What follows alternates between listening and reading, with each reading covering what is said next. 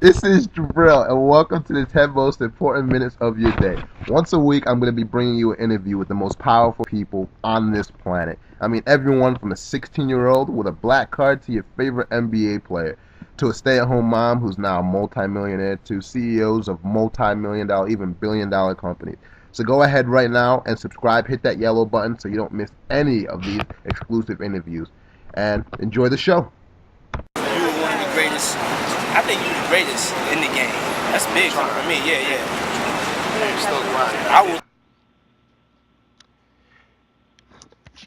What's up, world? This is Jubril with the 10 most important minutes of your day. And the guy I have online today, he put in serious work to get to the top. It wasn't an easy road, but good things in life never come easy. And my guest today, I mean, he's world famous. He's been fixing up cars for, 20 years strong. He's been on TV for years. And, anytime P. Diddy, 50, LeBron James, Busta, Eminem, Pam Anderson, you name it, need their cars done, they call this guy. Who am I talking about? Number one car customizer in the world, Will Castro from Unique Auto Sports. Welcome, Will, and I'm glad to have you. Oh, well, I'm glad to be here, man, and I'm definitely a supporter of what you're doing. So, I want to definitely support you and what you got going on. I appreciate that. I just like to take, I know you're a busy guy, and I just want to say thank you for taking the time. And, the way I like to kick things off is I like to ask, people, what's their favorite quote and why? What's my favorite quote? Yeah. Go hard or go home. I mean, that's self-explanatory. You don't go hard, you're not going to succeed in this life, I'll tell you that. And you got to definitely believe in God first. Okay, that's definitely what's up.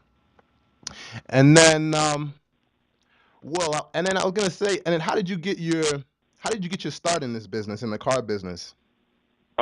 Just when I was young, I just always loved cars.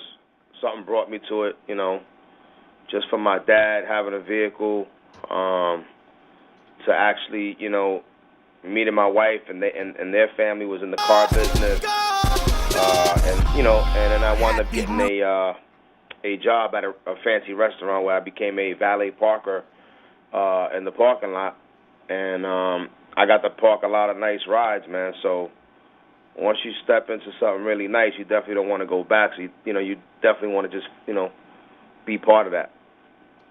That's what's up. I definitely feel that.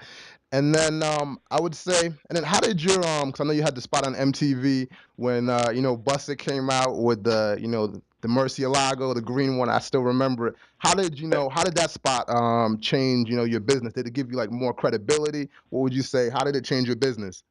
Well, I mean, I think there's been a lot of doors have opened up for us in the past, and definitely I want to thank Eric Sherman actually for bringing us on the scene from the beginning. That was over maybe 15 years ago. With the 300. Yeah, with the 300E when we did the body kit and the rag top and the wheels and the system.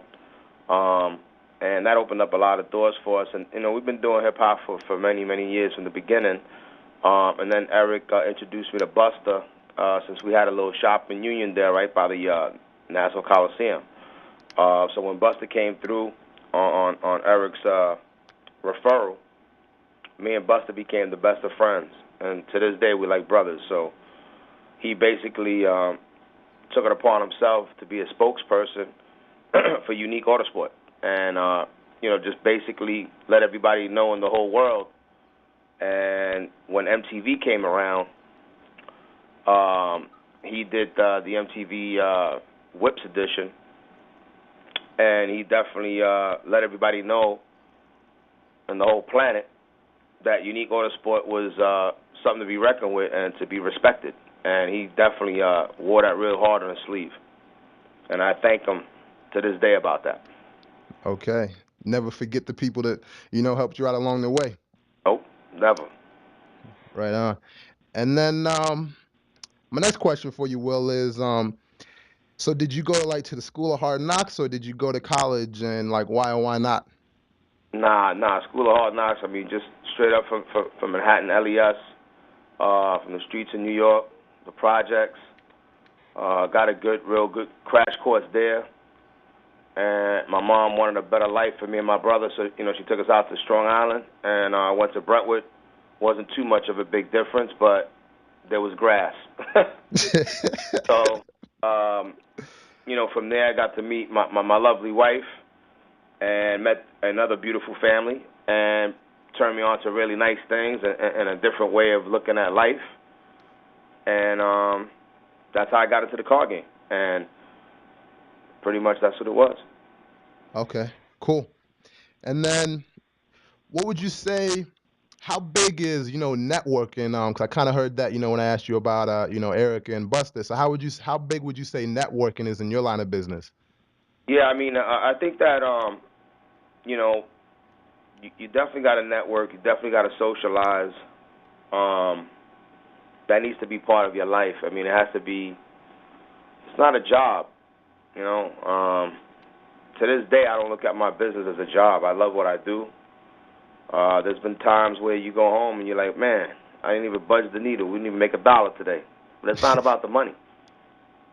It's about if you please your client, if you made somebody happy, or did you come through for the day for your client. And that's what's most important.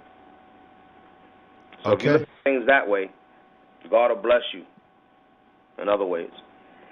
Okay. I definitely see religion's a big part of your life. It definitely needs to be. I mean, that's important. Okay. And then what would you say, is there like any book, or what would you say, what book or people have had like the biggest influence on your life? I want to say my grandfather. He definitely was a big role model to me. Hard worker, always did everything by the book.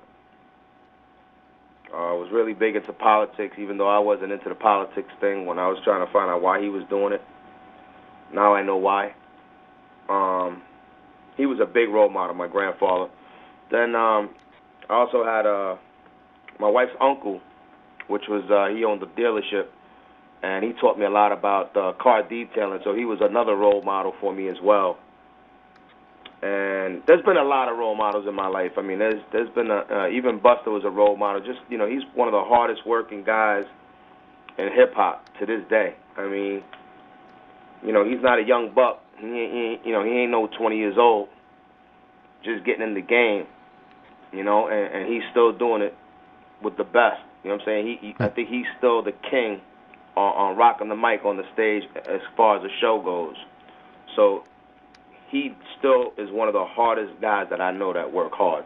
So if you see him going hard, and he's accomplished a lot in his life, we haven't accomplished a fraction of what he's done. So why can't we go hard? Go hard or go home. That's it. Okay. And then it kind of